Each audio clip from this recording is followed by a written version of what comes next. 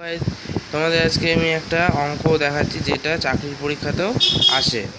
দেখো কি যে একটি ত্রিভুজে তিনটি কোণের অনুপাত হচ্ছে 2:3:5 হলে ত্রিভুজটি সমকোণী কিনা যাচাই করি। আমরা সবাই জানি যে একটা ত্রিভুজ যেটা সমকোণী ত্রিভুজে একটা ত্রিভুজ হচ্ছে 90 ডিগ্রি একটা কোণ, ঠিক আছে? তো এটা সমকোণী কিনা যাচাই করি। তো অঙ্কটা দেখো অঙ্কটা করলাম, তিনটি কোণ, তাহলে আমাকে 2x 3x 5x ধরে নিতে হবে। আর আমরা জানি তিনটি কোণের সমষ্টি হচ্ছে 180 ডিগ্রি। তিনটি কোণের সমষ্টি 180 ডিগ্রি করলে আমরা x এর মান 18 কিন্তু পেয়ে গেলাম।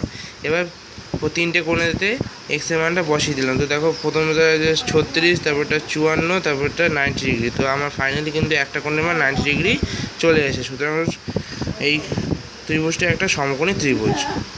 খুবই সহজ অঙ্ক, এটা চাকরির পরীক্ষায় আসে। আর তোমাদের স্ক্রিনে দেওয়া হলো এই অঙ্কটা, অবশ্যই কমেন্ট করে অ্যান্সারটা জানিও আর চ্যানেলটা সাবস্ক্রাইব